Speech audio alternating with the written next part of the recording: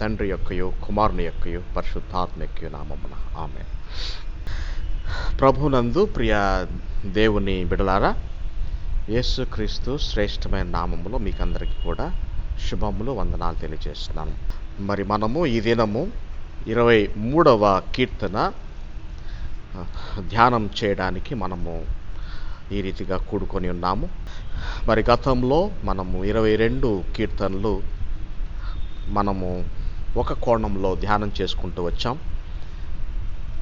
ఒక్కొక్క కీర్తనకు అధ్యయనం అనేటువంటి దృక్పథంలో అనేక కోణాలు ఉంటూ ఉన్నాయి. మరి ఈ పరిశుద్ధ గ్రంథంలోని ఈ విశేషముగా ఈ కీర్తనలు ధ్యానంల ఈ పరంపరలో అనేకమైనటువంటి వివిధ కోణాలు మనకు ఉంటూ ఉంటాయి.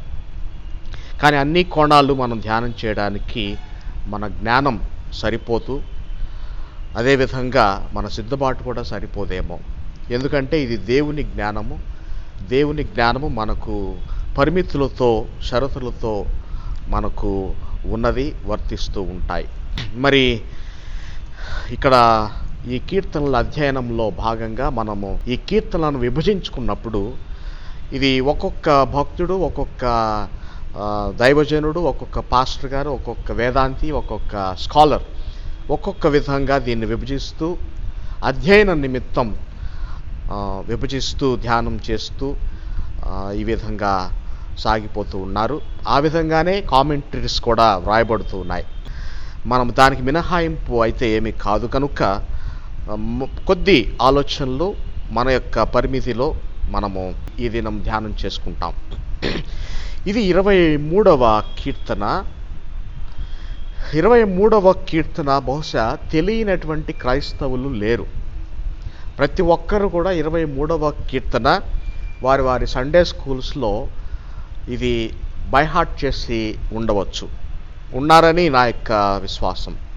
కారణం ఏంటంటే ఈ కీర్తనలు అంతటిలో, ఆ మాటకొస్తే పరిశుద్ధ గ్రంథం అంతటిలో కూడా ఈ కీర్తనకు చాలా అంటే లోతైనటువంటి ఆలోచనలు, లోతైనటువంటి భావములు, లోతైనటువంటి దృక్పథాలు, లోతైనటువంటి మర్మాలు, అదేవిధంగా లోతైనటువంటి అభయము, ఇంకా ఆ మాటకొస్తే లోతైనటువంటి కాపుదల మనకు ఈ కీర్తనలో మనకు అందుతుంది ధ్యానపూర్వకంగా.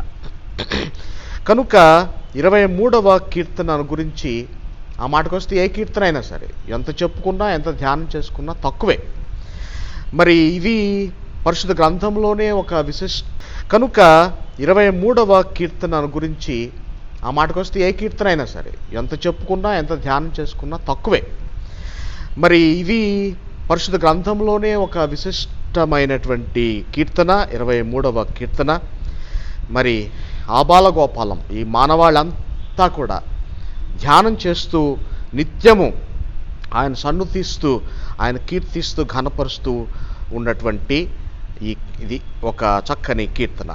ఈ కీర్తన మరి ఇక్కడ ఉన్నటువంటి మనందరికీ కూడా ఎంతో ఇష్టమైనటువంటి కీర్తనని నా యొక్క ఆలోచన, నా యొక్క తలంపు. మరి ఈ కీర్తన 23వ కీర్తనలో మనకు ఈ సూపర్స్క్రిప్షన్ చిన్న అక్షరాలతో ఉన్నటువంటి ఆ టైటిల్ మనం గమనించినప్పుడు దావీదు కీర్తన అని వ్రాయబడింది. కాబట్టి ఇక్కడ మనకి ఇంకా ఈ ఆథర్షిప్లో ఎటువంటి డిస్ప్యూట్ మనకు కనబడటం లేదు.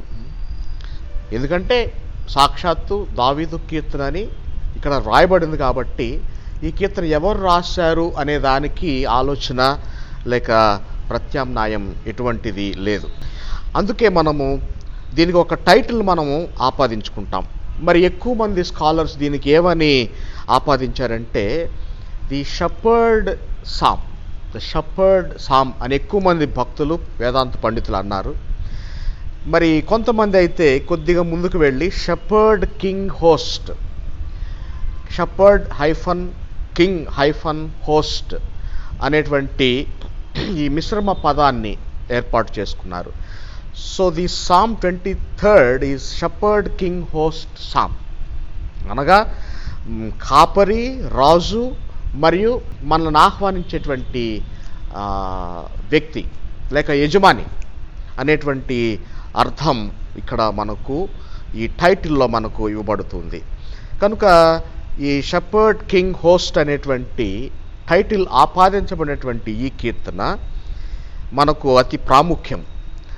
మరి ముందుగా చెప్పిన విధముగా ఏ టైటిల్ కూడా దీనికి శాశ్వతం కాదండి. మనకున్నటువంటి సమస్యలను బట్టి, మనకున్నటువంటి స్థితిని బట్టి, మనం ఉన్నటువంటి పరిస్థితిని బట్టి, మనకున్నటువంటి జ్ఞానమును బట్టి, లేక మన ఎదురుగా ఉన్నటువంటి సమస్యను బట్టి మనము దీన్ని అర్థం చేసుకునేటువంటి ప్రయత్నంలో వివిధ టైటిల్స్ మనము ఆపాదించడం జరుగుతుంది. ఏదేమైనప్పటికీ ఏది కూడా దీనికి శాశ్వతం కాదు. కానీ దీనిలో ఉన్నటువంటి ఆ యొక్క విషయము అనేది శాశ్వతం. ఆ మాట ఈ కీర్తనలోనే మనము చివరిలో మనం గమనిస్తాం, చూస్తాం.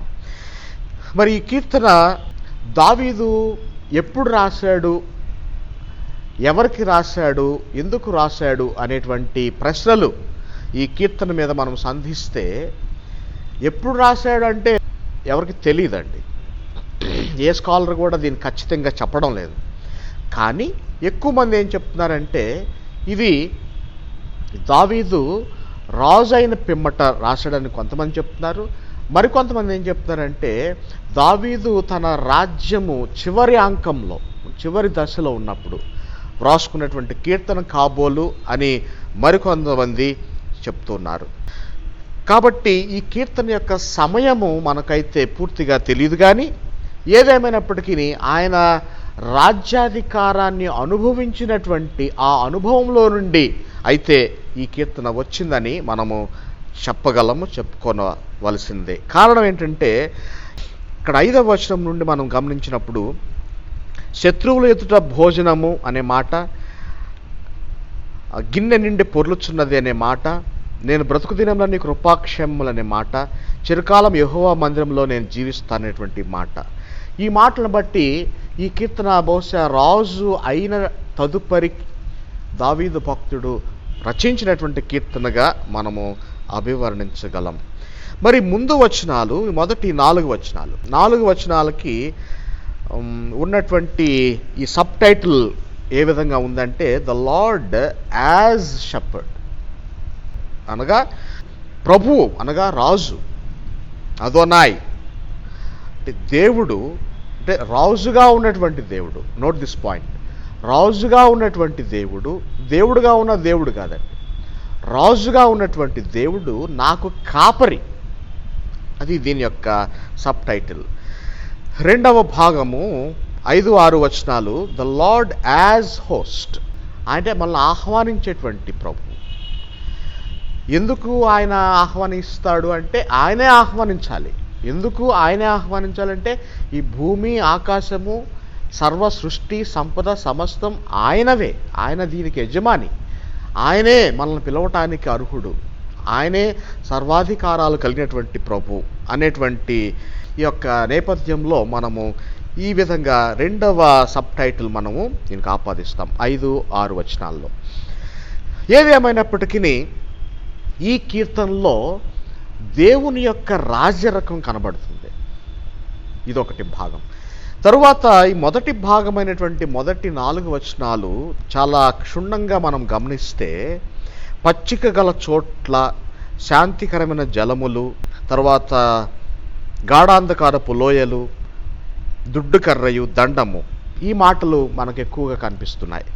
ఈ మాటలు మనము చదువుకున్నప్పుడు ఎవరికైనా ఏమనిపిస్తుందంటే బహుశా దావీదు గారు రాజు కాకపూర్వం దేవుని పట్ల ఆయనకు ఉన్నటువంటి విశ్వాసాన్ని ప్రకటించినటువంటి తీరుగా వైనంగా అభివర్ణిస్తాం.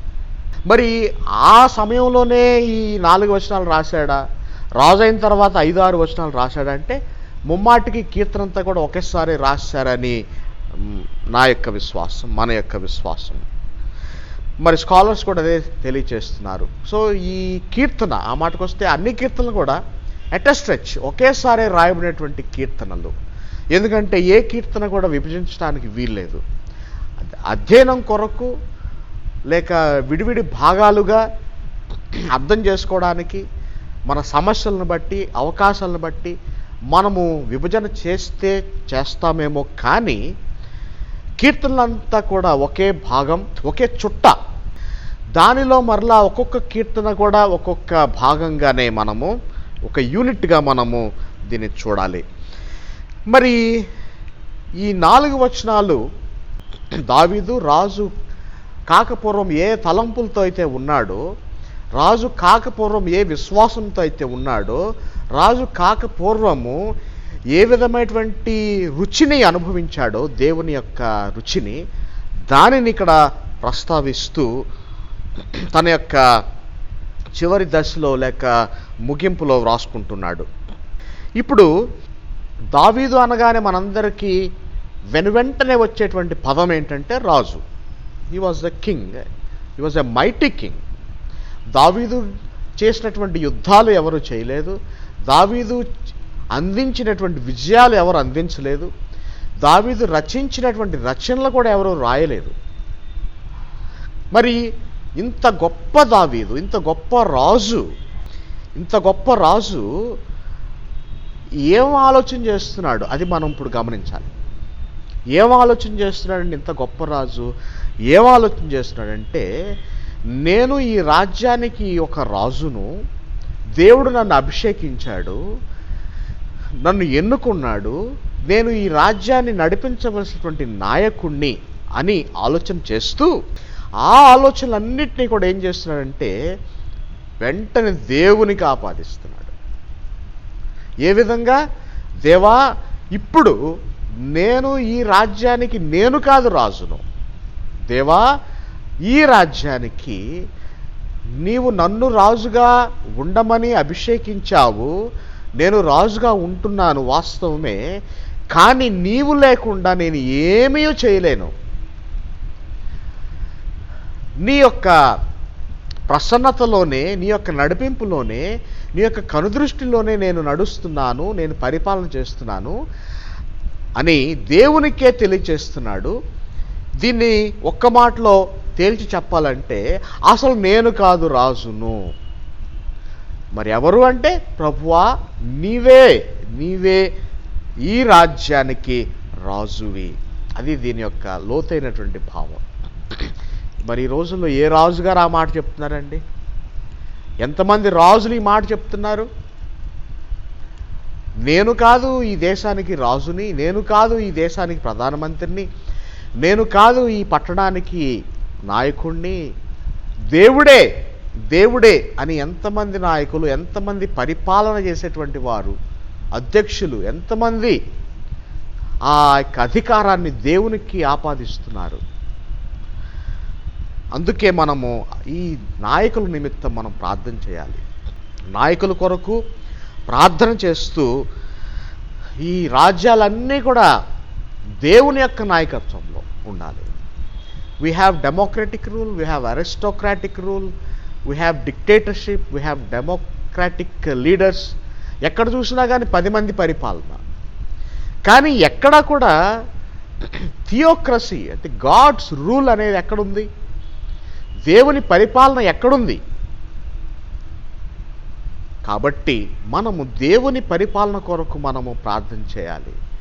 అందుకే పరలోక ప్రార్థనలో యేసుక్రీస్తు వారు చక్కగా ఎంత తేటగా బోధించాడంటే, నీ రాజ్యము వచ్చునుగాక, నీ రాజ్యము వచ్చునుగాక, నీ చిత్తము పరలోకమందు నెరవేర్చున్నట్లు భూమి యందును నెరవేరునుగాక. అంటే దేవుని రాజ్యంలో నెమ్మది ఉంది, శాంతి సమాధానాలు ఉన్నాయి. దేవుని రాజ్యంలో మరి ముఖ్యంగా కాపురత్వం ఉంది. There is protection. అందుకే నేను ఈ కీర్తనకి నేను ఇచ్చుకున్నటువంటి టైటిల్, నేను స్పెషల్గా ఇచ్చుకున్నటువంటి టైటిల్ అంటే ఈ అధ్యయనంలో భాగంగా ఒక కోణంలో నుంచి నేను ఇచ్చుకున్నటువంటి టైటిల్ ఏ విధంగా ఉందంటే, the protection and the provision. The protection and the provision are the providence అంటే సంరక్షణ మరియు ఆశీర్వాదం, సంరక్షణ మరియు దిగుబడి, సంరక్షణ మరియు విలాసం, సంతోషం, సమాధానం అనేది దేవుని రాజ్యంలో దొరుకుతుంది. మనం దేవుని రాజ్యంలో ఉంటే అది దొరుకుతుంది, తప్పక దొరుకుతుంది. యేసు ప్రభు వారు ఈ లోకంలో ఉన్నప్పుడు శిష్యులందరూ కూడా ఒకరోజు అడిగారు ప్రభువుని, ప్రభువా ప్రభువా రాజ్యము రాజ్యము రాజ్యము అంటున్నావు, ఎక్కడుంది నీ రాజ్యం? పిలాతు కూడా అదే ప్రశ్న అడిగాడు. పిలాతు మందిరంలో ఆయన్ని ఎగ్జిక్యూట్ చేయడానికి తీసుకొచ్చినప్పుడు పిలాతు కూడా అదే ప్రశ్న సంధించాడు ప్రభువారిని, యేసుక్రీస్తు వారిని. ఎక్కడ నీ రాజ్యం అంటే యేసు ప్రభు వారు వీరందరికీ ఏ సమాధానం చెప్పారంటే, నా రాజ్యము వచ్చియే ఉన్నది, నా రాజ్యము మీ మధ్య ఉన్నది.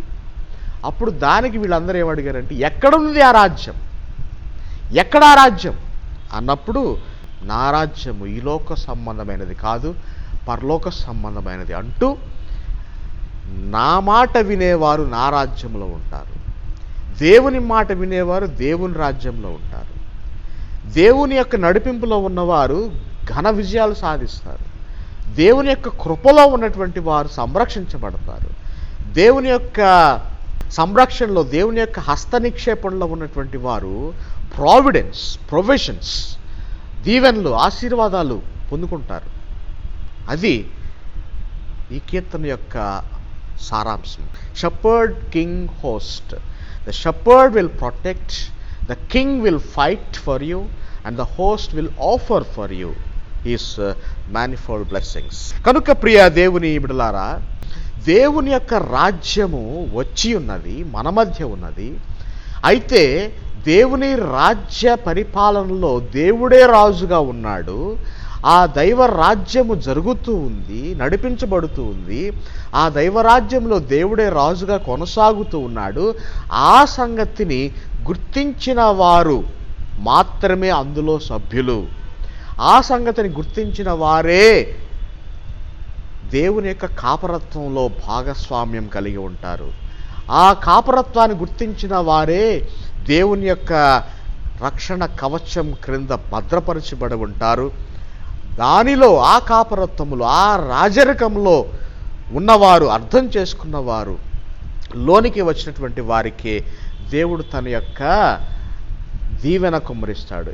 So he gives you the protection, he will fight a war for you, and he will provide for you, provided you are into his kingdom, declaring your faith, saying that he is your temporal king and he is your permanent king. కనుక ఇంత లోతైనటువంటి ఆలోచనతో కీర్తనాకారుడు ఏమంటున్నాడంటే, మొదటి వచనం నేను చదువుతున్నాను. యెహోవా నా కాపరి.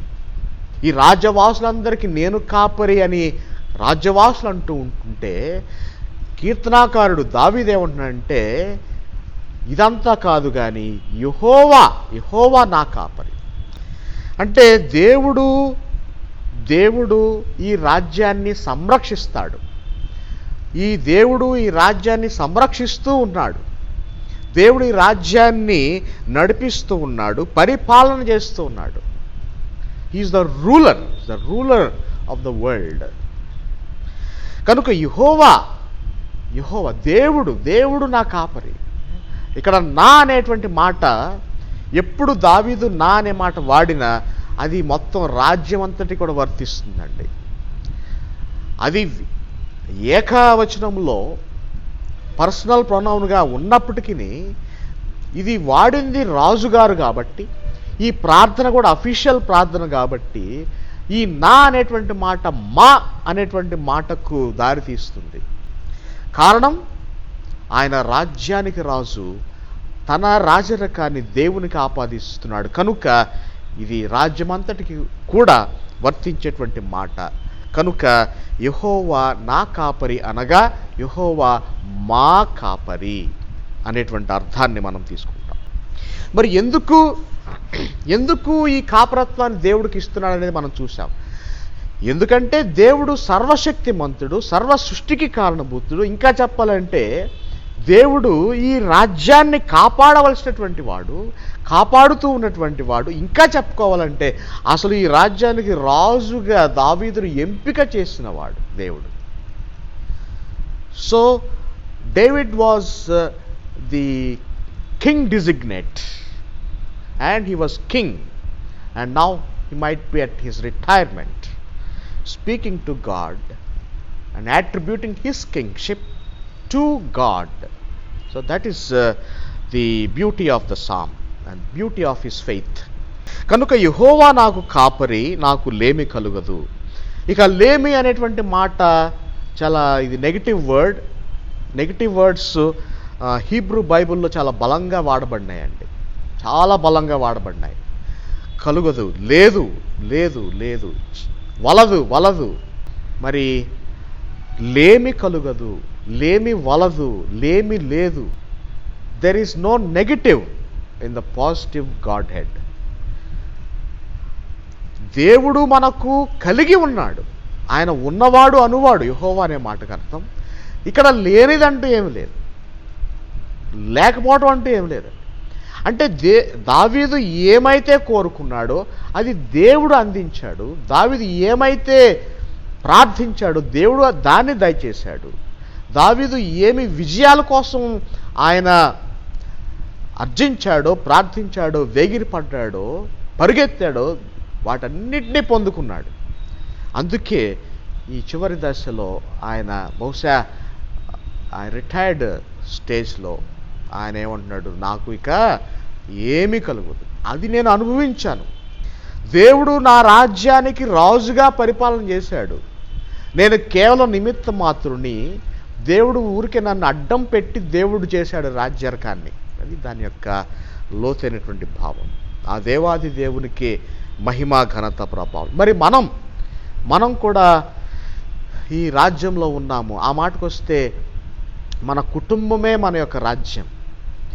మన కుటుంబానికి యజమాని దేవుడుగా ఉంచినప్పుడు, దేవుడుగా మనం పరిగణించినప్పుడు, ఆ యాజమాన్యం అనేటువంటి ఆ స్థితిని దేవునికి ఆపాదించినప్పుడు మనం కూడా ఇవే సాక్ష్యాలు కలిగి ఉంటాం.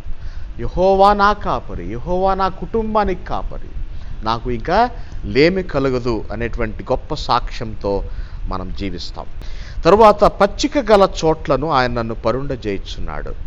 పచ్చిక అనేటువంటి మాట బహు లోతైనటువంటి మాట. ఎప్పుడు, ఎక్కడ అంటే ఈ ఇశ్రాయేలీయుల యొక్క జీవిత చరిత్రలో, విధానాల్లో పచ్చిక అనేటువంటి మాటకు లోతైనటువంటి మాట. మరి పచ్చిక అనేటువంటి మాట తెలుసుకోక పూర్వం ఇక్కడ మంద అనేటువంటి మాటను కూడా మనం జ్ఞాపకం చేసుకోవాలి. ఎందుకంటే కాపరి అన్నప్పుడు మంద అనేటువంటి మాటతో అది పొందుపరచబడింది. మంద లేకుండా కాపరి లేడు, కాపరి లేకుండా మంద లేదు. కనుక మందలో దావీదు కూడా ఉంటున్నాడు. మందగా ఉన్నటువంటి దావీదు దేవునికి ఇచ్చేటువంటి ఘనత ఏంటంటే, దేవా నీవు నా కాపరివై ఉన్నావు, ఇప్పుడు నేను ఈ మందలో భాగస్వామ్యం కలిగి నేను ఎక్కడున్నానంటే పచ్చిక గల చోట్ల నేనున్నాను. మరి ఈ మందంతా కూడా ఏం చేస్తుందండి, అలసిపోయినప్పుడు పచ్చిక దగ్గరికి వస్తుంది, అక్కడ పచ్చికను భుజిస్తుంది. మరి ఇక్కడ గొర్రెలు పెంచుకునే వారికి, మేకలు పెంచుకునే వారికి తెలుసండి ఎంత పచ్చిక ఈ వారి యొక్క ఈ మందకు అవసరమో. మరి ఒక్కొక్కసారి ఆ కాపరులు మందను తోలుకొని వెళ్ళినప్పుడు ఒక భాగం ఆ కొండ మీద తోలుకు వెళితే ఆ భాగం ఒక సైడ్, ఒక ప్రక్కంతా కూడా ఈ మంద మేసిన తరువాత రెండవ రోజు మరొక ప్రక్కకి వెళ్తాడు, మూడవ రోజు మరొక ప్రక్కకి వెళ్తాడు, నాలుగో రోజు నాలుగో ప్రక్కకి వెళ్తాడు, ఐదవ రోజు మరొక కొండకి వెళ్తాడు. ఆ విధంగా దిక్కులు మారుస్తూ, స్థలాలు మారుస్తూ, పచ్చిక కొరకు, తన మంద కొరకు శ్రమిస్తూ, పాటుపడుతూ ఆ మందను మేపుతూ ఉంటాడండి ఆ మందల యొక్క కాపరి. అయితే ఇక్కడ పచ్చికను మేసిన తరువాత కూడా అవి అలసిపోతూ ఉంటాయి. ఎందుకంటే రోజంతా కూడా నిలబడి, రోజంతా కూడా నములుతూ అలసిపోతూ ఉన్నప్పుడు ఒక కామెంటరీలో నేనేం చదివానంటే, గొర్రెలేమో పచ్చిక తిన్న తదుపరి దాహం కాదటండి వాటికి, కానీ మేకలకైతే ఆ పచ్చిక మేసిన తర్వాత దాహం అవుతుందట.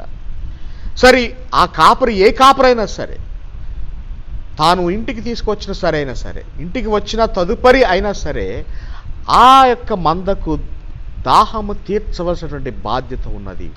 కానీ అంత మందకు దాహం ఎక్కడ తెచ్చి ఆ దాహం తీర్చగలడు. అందుకే ఇక్కడ ఆ మందలో ఉన్నటువంటి దావీదు, మందతో పోల్చుకుంటూ ఉన్నటువంటి దావీదు ఏమంటున్నాడంటే, ఆయన నన్ను పరుండజేయుచున్నాడు, పచ్చిక దగ్గర నేను పండుకొని ఉంటాను. ఇక ఆ తరువాత చూడండి, శాంతికరమైన జలముల యొద్ద. ఇది చాలా ముఖ్యమైనటువంటి మాట. శాంతికరమైన జలముల యొద్ద నన్ను నడిపించుచున్నాడు. మనము 22వ కీర్తన ధ్యానం చేసినప్పుడు మనం ఏం చెప్పుకున్నామంటే, ఒక జింక లేక లేడి పిల్ల 3 సంవత్సరాల ప్రాయంలో వేకువ జామున ఆ యొక్క కాలవ, లేకపోతే ఆ ఇస్రాయేల్ కాంటెక్స్లో కాలవలను కూడా నదులు అంటారు, ఆ నది దగ్గరికి వచ్చినప్పుడు నీరు త్రాగటానికి తన మెడను నీటి దగ్గరికి వంచినప్పుడు ఆ నీటిలో ఉన్నటువంటి ఆ మృగాలు, ఆ ముసళ్ళు కానివ్వండి, ఇంకేదైనా కానివ్వండి, అమాంతంగా పట్టివేసుకుంటాయి. ఇక నీటిలోనేమో నీటి మృగాలు ఉన్నాయి, మరి భూమి మీదేమో అడవి మృగాలు ఉన్నాయి. ఈ రెండిటి నుంచి కూడా ఈ జంతువులు బ్రతికి బయటపడాలి. బ్రతుకు జీవుడా అంటూ పరిగెత్తుతూ ఉంటాయి. అక్కడ ఆ రోజు మనం ఏం చెప్పుకున్నామంటే, ఆ నీటిలో మృగాలు ఉన్నాయి, ఆ మృగాలు ఎదురు చూస్తూ ఉన్నాయి. వేకువ జామున ఏ జంతువు వచ్చి నీరు త్రాగుతుందో అని మృగాలు ఎదురు చూస్తూ ఉన్నాయి. కానీ ఆ నీరు వేగంగా పారేటువంటి నీరు, ఆ నీటిలో శాంతి లేదు, ఆ నీటిలో రక్షణ లేదు, ఆ నీటిలో భయము ఉన్నది, ఆ నీటిలో మరణము ఉన్నది. కానీ in contrary to what was dwelt in Psalm 22, here comes something new and something visionary, that is పచ్చిక గల చోట్ల శాంతికరమైన జలములు. ఈ నీరు శాంతికరమైనటువంటి జలములు. ఆ నీరు మరణముతో కూడినటువంటి నీరు, ఈ నీరు శాంతి జలములు. అంటే చాలా శాంతంగా అవి పొర్లుతూ ఉంటాయి, చాలా సైలెంట్గా వెళ్ళిపోతుంది. ఆ నీటి శబ్దాలు కూడా అందంగా చెవికి ఇంపుగా ఉంటాయి. Those streams were not roaring. Those silent streams are very pleasant to the audibility, pleasant to our audible senses. అటువంటి శాంతికరమైన జలముల యొద్ద దేవుడు నిన్ను నన్ను కూర్చుండజేయుచున్నాడు, అక్కడకు నడిపిస్తున్నాడు. అక్కడ మనము విశ్రాంతి తీసుకుంటాం. ఇక ఆ నీటి దగ్గర కూర్చున్నప్పుడు ఆ నీటి ప్రక్కన ఉన్నటువంటి ఆ చెట్లలో నుంచి వచ్చేటువంటి చల్లని గాలి, ఆ నీటి మీద నుంచి వచ్చేటువంటి చల్లని గాలి, ఆ పచ్చికలో నుంచి వచ్చేటువంటి చల్లని గాలి, ఇదంతా కూడా మనము నిజమైనటువంటి కాపురత్వంలో ఉన్నాము, నిజమైనటువంటి కాపరి చేతి క్రింద మనం ఉన్నాము, మనము శాశ్వతమైనటువంటి సంరక్షణలో మనం ఉన్నాము, మనకు ఏ అపాయము లేదు, మనము సమస్తము కలిగి ఉన్నాము, మనకు లేమీ లేదు అనేటువంటి గొప్ప అభయము, గొప్ప విశ్వాసము మనము కలిగి మనం ఉంటాం. 3వ వచనంలో, నా ప్రాణమునకు ఆయన సేద తీర్చుచున్నాడు, తన నామమును బట్టి నీతి మార్గములలో నన్ను నడిపించుచున్నాడు. ఈ మొదటి 2 వచనాలకు ఈ 3వ వచనము అప్లికేషన్గా మనకు వస్తుందండి. నా ప్రాణమునకు సేద తీరుతూ ఉంది దేవుని యొక్క నామంలో, ఈ పచ్చిక బయళ్లలో, శాంతికరమైన జలముల యొద్ద, దేవుని యొక్క కృపలో, దేవుని యొక్క కాపురత్వంలో దేవుడే నాకు సమస్తం సేద తీరుస్తూ ఉన్నాడు. మరి ఈ దినాల్లో కూడా మనము సేద తీర్చుకోలేనటువంటి స్థితిలో ఉన్నాం. ఇప్పుడే మన బ్రదర్ అన్నారు, ఈ 3rd వేవ్ నుంచి ఏ విధంగా తప్పించుకుంటామోనండి. ఎస్, ఎప్పుడు మనకు సేద తీరేది? ఎప్పుడు? ఎప్పుడు అంటే మనము దేవుని యొక్క కాపరత్వంలోకి వచ్చినప్పుడు, దేవుడు మనకు కాపరిగా ఉన్నప్పుడు, మనము దేవునితో ఉన్నప్పుడు, దేవుడు మనతో ఉన్నప్పుడు మనకు సేద తీరుతుంది. ఇదే ఇక్కడ చాలా స్పష్టంగా తెలియజేశాడు. ఇంకా అప్లికేషన్లో కొంచెం లోతులోకి వెళ్తున్నాడు చూడండి. తన నామమును బట్టి నీతి మార్గములలో నన్ను నడిపించుచున్నాడు. చూసారా, ఇది చాలా అండర్లైన్ చేసుకోవాల్సినటువంటి మాట. నీతి మార్గములు. మనం పరిశుద్ధ గ్రంథంలో ఎన్ని మర్మాలు నేర్చుకున్నా, ఎంత లోతైనటువంటి సంగతులు తెలుసుకున్నా, బైబిల్లో ఎంత చరిత్ర తెలుసుకున్నా, ఎంత జ్ఞానం సంపాదించినా, ఎంత ఆస్తి అంతస్తు స్థాయి పదవులు ఏమి సంపాదించినా, ఇక్కడ జరగవలసింది ఏంటి? ఇక్కడ తెలియజేస్తున్నా అంటే నీతి మార్గము. యువర్ వేస్, యువర్ స్టాట్యూట్స్, నీ యొక్క జీవిత విధానం, గమ్యము కలిగి చేసేటువంటి ప్రయత్నం నీతియుక్తముగా, నీతిగా ఉండాలి అని దేవుడు మనకు జ్ఞాపకం చేస్తున్నాడు. మనము నీతి మార్గంలో వెళితే ఏ విధంగా? తన నామమును బట్టి, యెహోవా నామమును బట్టి, ఆ కాపరి, మనకు కాపరి అని ఏ విధంగా ఘంటాపదంగా మనం బల్ల గుద్ది మాట్లాడతాం? The Lord is my shepherd, my shepherd, our shepherd అని ఏ విధంగా చెప్పగలం? ఏ విధంగా చెప్పగలం అంటే ఆయన మనతో ఉన్నప్పుడు. ఆయన మనతో ఏ విధంగా ఉంటాడంటే నీతి మార్గంలో మనము నడిచినప్పుడు, నీతి మార్గాన్ని మనము వెంబడించినప్పుడు. ఇది అప్లికేషన్గా తీసుకొచ్చాడు. ఇప్పుడు దానికి ఇంకా లోతుగా మనము ఏమి చేయాలి, ఏ విధంగా మనం చేయాలి అనేది పరోక్షంగా, చాలా పరోక్షంగా, ఇండైరెక్ట్గా మనకు హింట్ ఇస్తున్నాడండి కీర్తనకారుడు. జాగ్రత్తగా గమనించండి. తన నామమును బట్టి నీతి మార్గంలో నన్ను నడిపించుచున్నాడని చాలా పొలైట్గా తీసుకొచ్చి, నీతి మార్గంలో నడవండి అని చెప్పి, దేవుని నామాన్ని విడిచిపెట్టకండి అని చెప్పి, ఇప్పుడు ఏమంటున్నాడు చూడండి 4వ వచనంలో, చాలా సైలెంట్గా, నొప్పి లేకుండా, మనం బాధపడకుండా ఏమని తెలియజేస్తున్నాడంటే, గాఢాంధకారపు లోయలో నేను సంచరించినను ఏ అపాయమునకు భయపడను. వివరాల్లోకి వెళ్తాం మనం.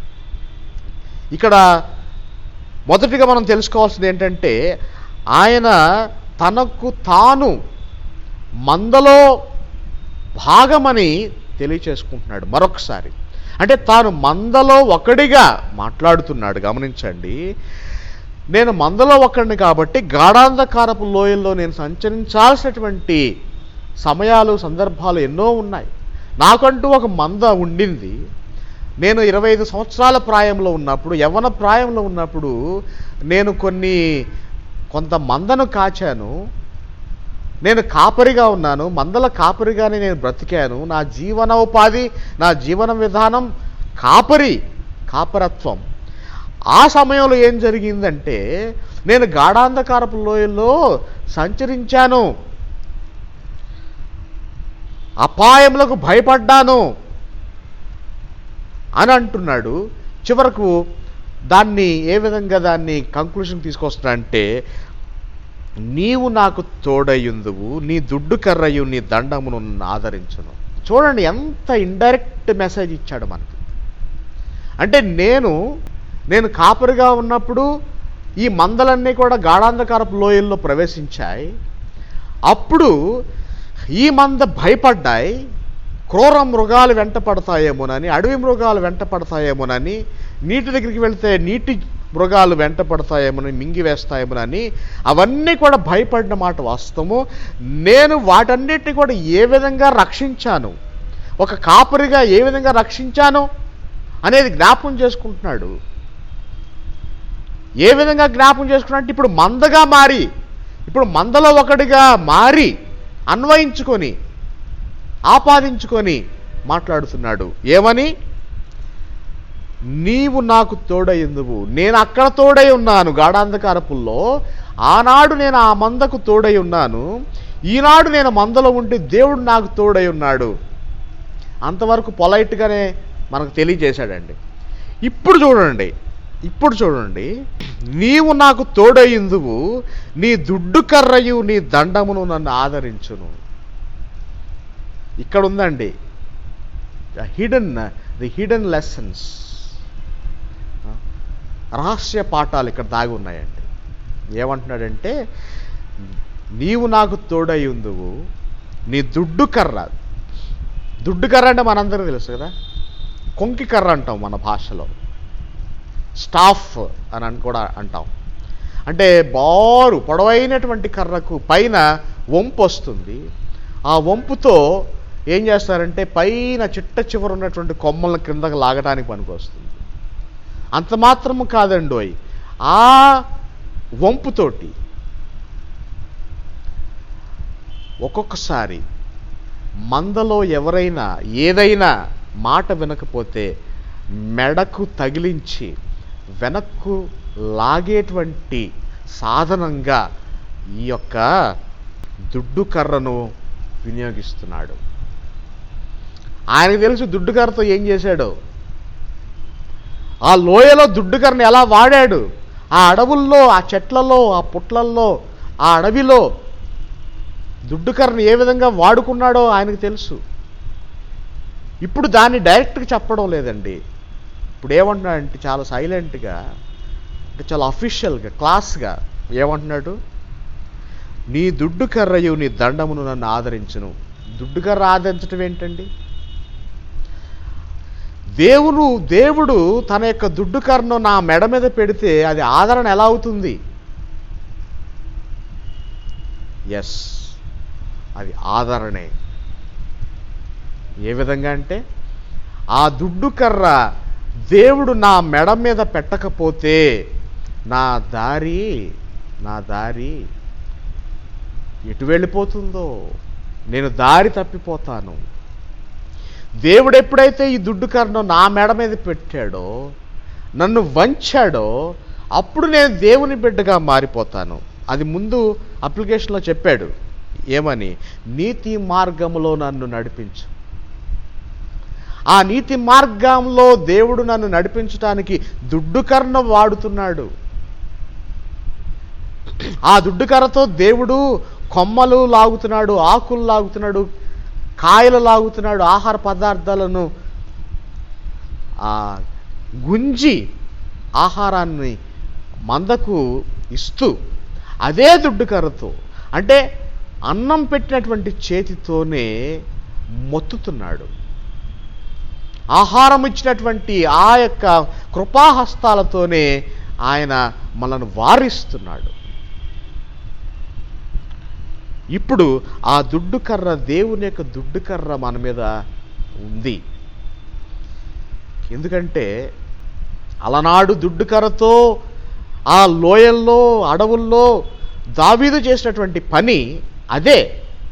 ఇప్పుడేమంటాడంటే, ఆయన మందలో భాగంగా మారిపోయాడు కాబట్టి ఇప్పుడేమన్నాడంటే, దేవా నీ దుడ్డు కర్ర నా మీద ఉంచి నన్ను నీతి మార్గంలో నడిపిస్తున్నావు.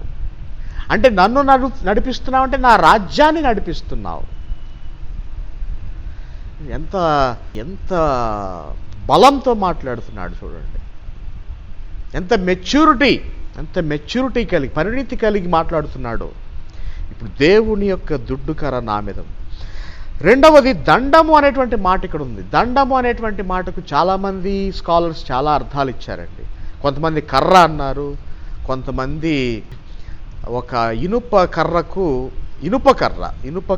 చివర మన ఉమ్మెత్తకాయకి ఏ విధంగా అయితే ముళ్ళు ఉంటాయో ఆ ఉమ్మెత్తకాయ మాదిరిగా ఒక ఇనుప ఉమ్మెత్తకాయ తయారు చేసి ఆ గుండు చుట్టూ కూడా ఇనుప ముళ్ళు ఏర్పాటు చేసి దాన్ని ఈ ఇనుప కర్రకు తొడిగించి దాన్ని బిగించి పట్టుకుంటే అది దండం అని కొంతమంది తెలియజేశారు. కాబట్టి దండము అనగా ఉమ్మెత్తకాయ లాంటి ఇనుప గుండు, ముళ్ళతో కూడిన దానికి ఒక పొడవైనటువంటి బరువైనటువంటి ఇనుప ఇనుముతో చేసినటువంటి కర్ర. ఎందుకు అంటే ఒకవేళ శత్రు మృగాలు, అడవి మృగాలు తన యొక్క మందను వెంటాడితే, భక్షిస్తూ ఉంటే, ఈ యొక్క దుడ్డు కర్ర అందుకోలేనటువంటి దూరంలో ఆ అడవి మృగం ఉంటే ఈ దండము పట్టుకొని మన జావులిన్ విసిరినట్టుగా బలంగా, వేగంగా ఆ అడవి మృగాన్ని విసిరి కొట్టి దాన్ని చంపడానికి ఈ యొక్క దండమును ఏర్పాటు చేశారని కొంతమంది తెలియజేశారు. దండం. ఇప్పుడు ఆ దండము బరువైనటువంటి దండము దావీదు చేతిలో ఉంది ఆనాడు. కొంతమంది స్కాలర్స్ ఏమంటున్నారంటే,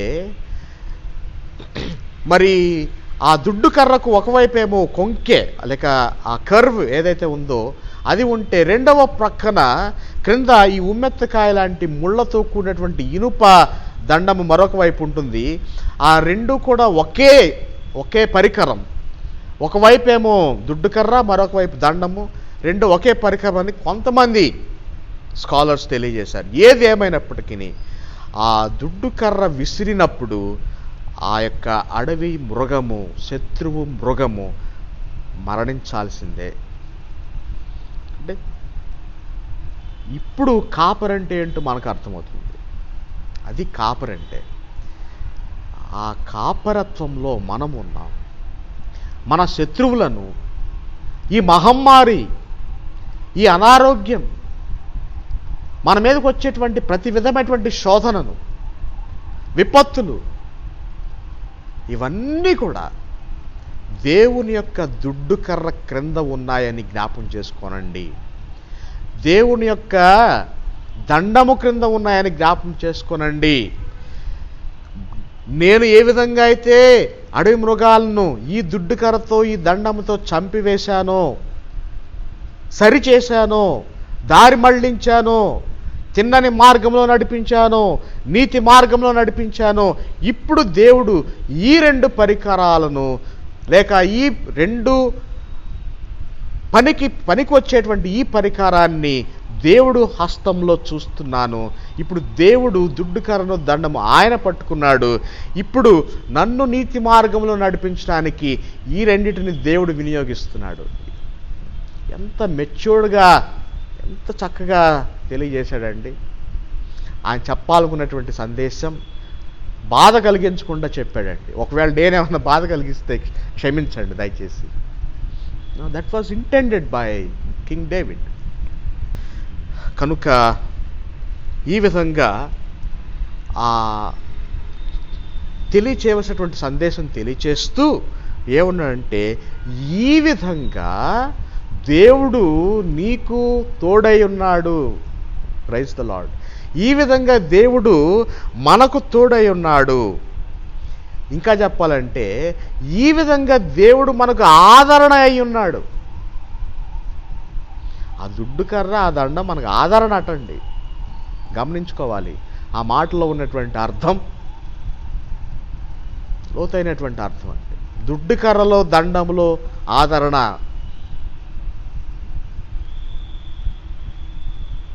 బహుశా ఏ భక్తుడు కూడా దీన్ని వర్ణించలేడేమోనండి.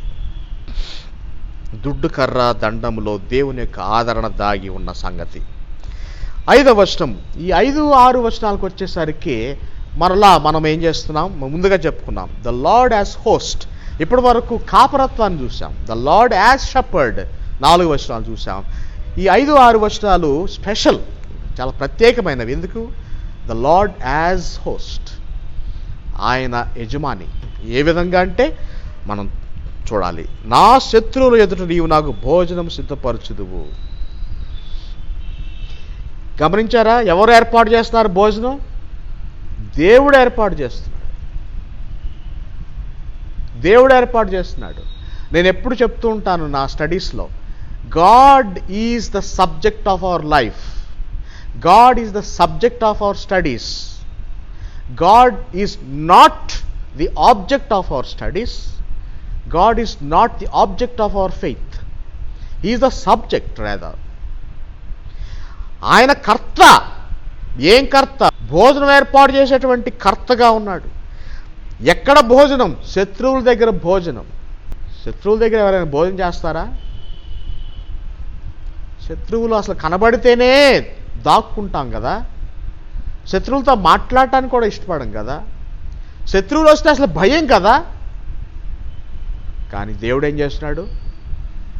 ఈ దుడ్డు కర్రతో, ఈ దండముతో నిన్ను లేక నన్ను మొత్తి, నీ మనసు మార్చి, నీ ఆలోచన మార్చి, నీ పగను చల్లార్చి, నీ జీవిత విధానము మళ్ళించి, శత్రువుల పట్ల నీకున్నటువంటి వైఖరిని మళ్ళించి, వైఖరిని మార్చి, సాక్షాత్తు శత్రువుని తీసుకొచ్చి ఎదురుగా పెట్టాడు.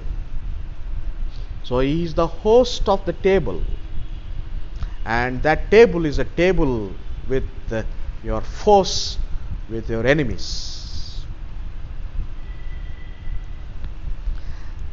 వారి ఎదుట భోజనం చేయాలి. ఇప్పుడు శత్రువుల ఎదుట ఎందుకంటే భోజనం? శత్రువుల దగ్గర ఏముంది? వాళ్ళ ఎదురు కూర్చొని తింటే ఏమొస్తుందండి? ఎందుకు భోజనం? వారి ఎదురుగా ఎందుకు? ఎందుకంటే మన టేబుల్ మేనర్స్ వచ్చినప్పుడు మనము గిన్నెలో ఉన్నటువంటి కర్రీ కానివ్వండి, ఇక సాంబార్ కానివ్వండి, ఏదైనా కానివ్వండి, మన ప్లేట్లోకి వడ్డించుకునే సమయంలో టేబుల్ మేనర్స్ ఏంటంటే మనం వడ్డించుకోక పూర్వం మనం ఎదురుగా ఉన్న వారికి వడ్డించడానికి ప్రయత్నం చేస్తాం, చేయాలి. అది టేబుల్ మేనర్స్, మనందరికీ తెలుసు. ఇప్పుడు ఏం చేస్తున్నాడు? ఈ మందలో ఉన్నటువంటి ఒకడు, అది నీవు కావచ్చు, నేను కావచ్చు, ఈ వాక్యము వింటూ ఉన్నటువంటి ఎవరైనా కావచ్చు, ఆ శత్రువుని ఎదురుగా పెట్టుకొని నీవు వడ్డించడం ప్రారంభించాలి.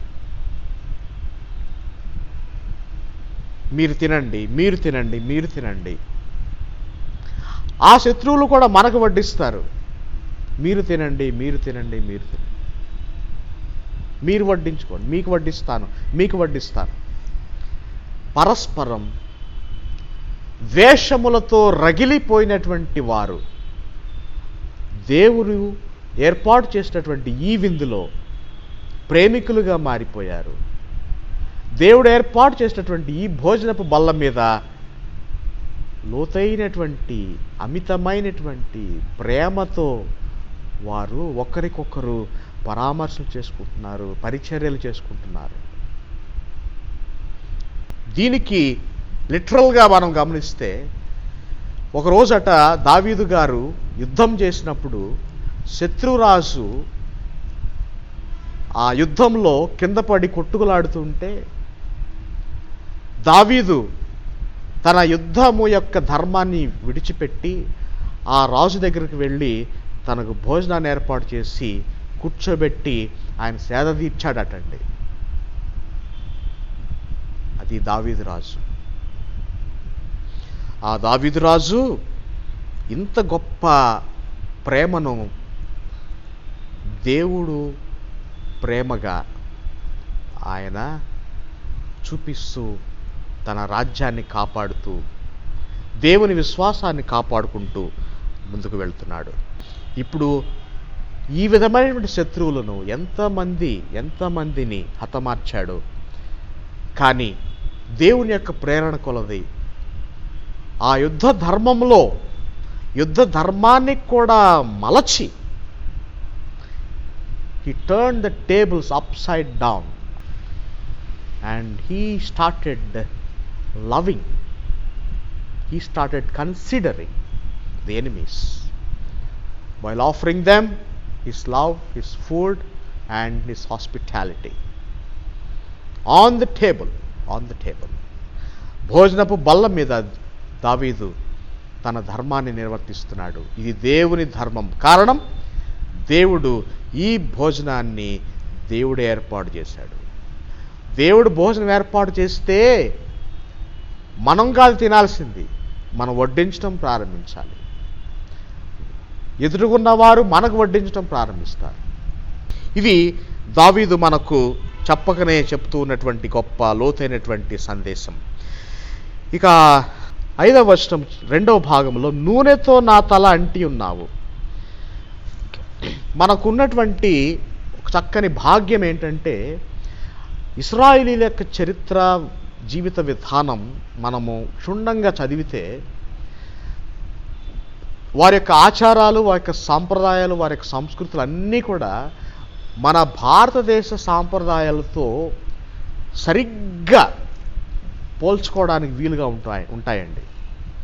ఉదాహరణకు తలకి నూనె, కాళ్లకు నీళ్ళు ఇవ్వటం, ఇంటికి వచ్చిన వారికి కాళ్లకు నీళ్లు, తలకు నూనె పెట్టడం. మరి ఈ రోజుల్లో కాళ్లకు నీళ్లు ఇస్తున్నారేమో కానీ తలకు నూనె పెట్టడం మానేశారండి మన వాళ్ళందరూ. కాళ్ళకు నీళ్లు కూడా పట్టణాల్లో ఎవరు ఇవ్వటం లేదు, ఎందుకంటే వారికి షూస్, సాక్స్ వగైరా వగైరా ఉంటూ ఉంటాయి. తలకు నూనె కూడా ఎక్కువ పల్లెటూరులో కూడా పెట్టడం లేదండి. కానీ పూర్వకాలం కాళ్లకు నీరు, తలకు నూనె, తర్వాత మన దేహానికి దాహం తీర్చడం, ఈ 3 కూడా చాలా చక్కని సాంప్రదాయాలు. ఆ మాటకొస్తే ఇశ్రాయేలీల సాంప్రదాయాల్లో దాదాపుగా 60-70% సాంప్రదాయాలు దక్షిణ భారతదేశంలో ఉన్నటువంటి సాంప్రదాయాలు. ఆ సాంప్రదాయంలో ఒకటేంటంటే నూనెతో నా తల అంటి ఉన్నావు, నూనెతో నా తల అంటి ఉన్నావు. అంటే ఈ సాంప్రదాయాలన్నీ కూడా ఇక్కడ ఐగుప్తులో నుంచి కొన్ని తెచ్చుకున్నారు, కొన్నేమో ఈ మెసొపొటేమియన్ రీజియన్ నుంచి తెచ్చుకున్నారు, కొన్నేమో బాబిలోనియన్ కల్టిక్ కాంటెక్స్లో నుంచి కొన్ని తెచ్చుకున్నారు, కొన్ని చుట్టుప్రక్కల ఉన్నటువంటి దేశాల నుంచి, మతాల నుంచి, విభిన్న సాంప్రదాయాల నుంచి తెచ్చుకున్నారు. కానీ ఏదేమైనప్పటికీ ఈ నూనెతో తల అంటుట అనేది ఇది బహులోతైనటువంటి మాట. ఎందుకంటే this is not only A symbolism, it is literal that God is anointing his servants.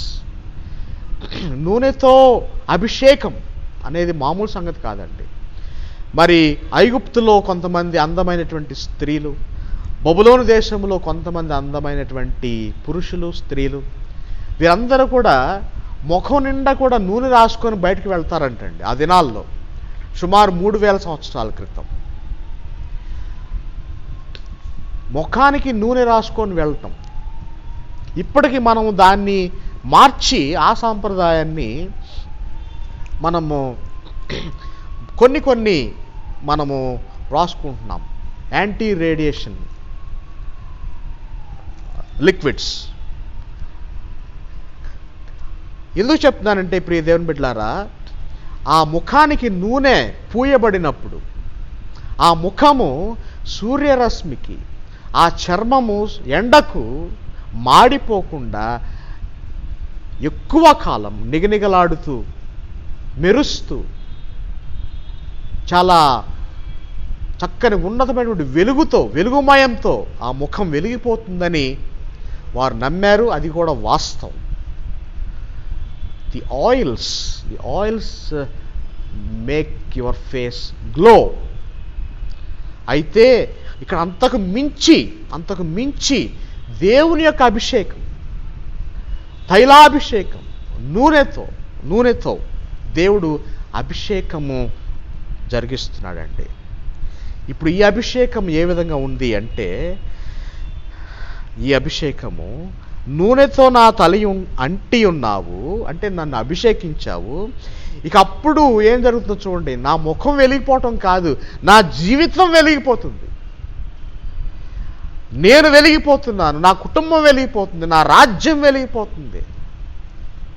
ఆ నూనె యొక్క అభిషేకం ద్వారా, తైలాభిషేకం ద్వారా. ఇక దాన్ని ఏ విధంగా వర్ణిస్తున్నాడంటే, నా గిన్నె నిండి పొర్లుచున్నది. Excess, surplus. ఇంకా అసలు దేవుని దీవెనలు మనము లెక్క పెట్టుకోవడానికి లేదండి, లెక్కించడానికి వీలు లేనటువంటి దీవెనలు. నాకు తెలిసినటువంటి ఒక పెద్ద ప్రసంగికుడు ఏమన్నారంటే, దేవుడు దీవించడం ప్రారంభిస్తే ఆ దీవెనల్లో క్రింద పడి మనం ఒరిగిపోతాం. ఆ దీవెనల క్రింద పడి మనము తబ్బిబ్బైపోతాం. ఆ దీవెనల క్రింద మనము నలిగిపోతాం. అంటే ఇక ఆ అభిషేకంలో సంతోషము, సమాధానం, ఆ దీవెనల్లో మనము అత్యంత ఆనందభరితమైపోతాం. అది చక్కగా కీర్తనాకారుడు తాను అనుభవించినటువంటి అనుభవాల్లో నుండి మనకు తెలియచేస్తున్నాడండి. కనుక మన గిన్నె నిండి పొర్లటం అంటే ఆశించిన దానికంటే ఎక్కువగా దేవుడు ఇవ్వటం, అడుగు వాటికంటేనో ఊహించు వాటికంటేనో అత్యధికముగా దేవుని యొక్క కృప, దేవుని యొక్క మేళ్ళు, దేవుని యొక్క దీవెనలు మనకు అందుతూ ఉంటాయి. కనుక the protection of God in the first 4 verses is now turned out to be the provision of God towards verses 5 and 6. So the protection is now provision. దేవుడు మనకు అందిస్తున్నాడు, ప్రొవైడ్ చేస్తున్నాడు, మనకు అధిక దిగుబడి, రాబడి, దీవెన కుమ్మరిస్తున్నాడు. మన గిన్నె నిండి పొర్లుతుందండి. ఇంకా ఏమంటున్నాడు చివరి వచనంలో, నేను బ్రతుకు దినములన్నీ కృపాక్షేమములే నా వెంట వచ్చును. దావీదు కూడా ఇంత గొప్ప ఘనత, కీర్తి సాధించి ఆయన ఈ దినము దేవుని యొక్క గిన్నెను పొందుకొని ఆ గిన్నె పొర్లించబడుతూ ఉంటే సంతోషిస్తున్నాడు. ఇప్పుడు ఆయనకు వాస్తవముగా అయితే ఆయనకి ఇంకా పెద్దగా చెప్పుకోవాల్సింది కానీ, ఇంకా ఆనందించాల్సింది కానివ్వండి, సాధించాల్సిందంటూ బహుశా ఏమీ లేదేమో. అందుకే ఆయన బ్రతుకు దినములు అనేటువంటి మాట వాడుతున్నాడు. ఇది నిరాశ కాదు కానీ ఇది ఆత్మసంతృప్తి. నా బ్రతుకు దినములన్నీ అంటే నా శేష జీవితము అంతా కూడా కృపాక్షేమములతో నిండిపోవాలి. దాని అర్థం నా తదుపరి నా కుమారుడైనటువంటి సొలొమోను ద్వారా రాజ్యం విస్తరించబడాలి. నా రాజ్యవాసులందరూ కూడా ఆయన కాపరత్వంలో జీవించాలి. నా రాజ్యవాసులందరూ కూడా వారి గిన్నెలు పొర్లి ప్రవహించాలి. వారి బ్రతుకు దినాలన్నీ కూడా నావలే కృపాక్షేమములతో నిండిపోవాలి అని అంటూ తన తరువాత తరం వారికి దీవెనలు అనుగ్రహిస్తూ తన యొక్క సాక్ష్యాన్ని ఈ విధంగా ముగిస్తున్నాడు. ఏమని? చిరకాలము యెహోవా మందిరంలో నేను నివాసం చేసేదను. Towards the final phase of his life, he opts his remnant life to be in the temple of God. దేవుని యొక్క దేవాలయంలో, ఆ యెరూషలేము దేవాలయంలో, అంటే అప్పుడు దేవాలయం లేదనుకోండి, దేవాలయం ఇంకా కట్టబడలేదు, కానీ దాని యొక్క ఆనవాళ్ళు అయితే ఉన్నాయి, దాని యొక్క ష్రైన్స్ ఉన్నాయండి. అక్కడ దేవుని యొక్క సన్నిధానంలో నేను చిరకాలం జీవించాలి అనగా దేవుని యొక్క సన్నిధానాన్ని నేను అనుభవించాలి. ఆయన కాపరత్వంలో ఇప్పటి వరకు బ్రతికాను, ఆయన కాపరత్వంలోనే నేను ఇంకా బ్రతుకుతాను, ఆయన కాపరత్వంలోనే నేను మరణిస్తాను.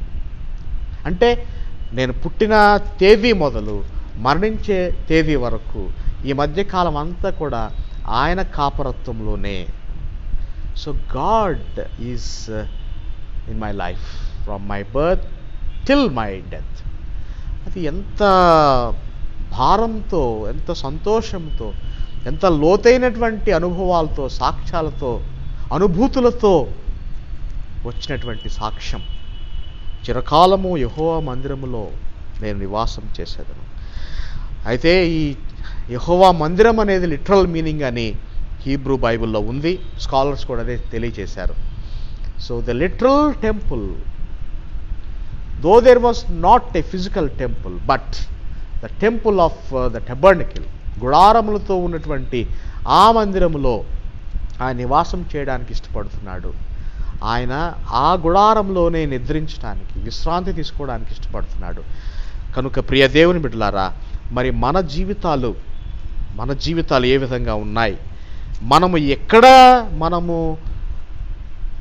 పచ్చిక కలిగి ఉన్నాము, ఎక్కడ మనము పరుండి ఉన్నాము, ఎక్కడ ఏ జలముల దగ్గరకు మనం నడిపించబడుచున్నాము, ఎక్కడ సేద తీర్చబడుచున్నాము, ఎక్కడ మన గురి, ఎక్కడ మన గురి దేవుడు, మన గురి శాంతి సమాధానం, శాంతికరమైన జలముల యొద్దకు మనం వెళ్ళాలి. కనుక ఎందుకంటే దేవుడు మనల్ని ఆ విధంగా నడిపించి చిరకాలము జీవించడానికి దేవుడు మనకు ప్రతి విధమైనటువంటి దీవెన ఇస్తున్నాడు. మన ప్రాణానికి ఆయన సంపూర్ణమైన శాశ్వతమైనటువంటి ఆనందాన్ని, జీవితాన్ని ప్రసాదిస్తున్నాడు. ప్రియ దేవుని బిడ్డలారా, కనుక కీర్తనాకారుడు ఆయన ఫలించాడు. ఆయన జీవితం అంతా కూడా సార్థకం చేసుకున్నాడు. ఆధ్యాత్మికంగా, ఇటు రాజకీయంగా, అన్ని కోణాల్లో నుంచి ఆయన సార్థకం చేసుకున్నాడు. మరి మనం కూడా యెహోవాను కాపరిగా ఎంచి, ఆ కాపరత్వంలో మనము మందగా భావించి, మనం ఆయన మాట వింటూ, ఆయన యొక్క నడిపింపులో మనము సాగిపోతూ, మనము నీతియుతముగా ముందుకు వెళుతూ, ఆలోచన చేస్తూ, ప్రార్థిస్తూ, దేవుడు మనకిచ్చినటువంటి అభిషేకమును స్వీకరిస్తూ, దేవుడు మనకిచ్చినటువంటి ఆధిక్యతలను మనము కాపాడుకుంటూ, ఈ విధంగా మనమందరము కూడా కలిసి చిరకాలము యెహోవా సన్నిధానంలో, చిరకాలము యెహోవా యొక్క హృదయములో ఇమిడిపోవాలని, హృదయములో మనము కరిగిపోవాలని, కలిసిపోవాలని మనము ప్రయాసపడదాం. అది మన జీవిత యొక్క గమ్యం, అది మన యొక్క ధ్యేయం. కనుక యెహోవా మనకు కాపరి, మనకు లేమి కలుగదు. తండ్రి, కుమారుడు, పరిశుద్ధాత్మ యొక్క త్రియేక దేవుని దీవెన సదాకాలం మనందరికీ తోడే ఉండును గాక. ఆమేన్.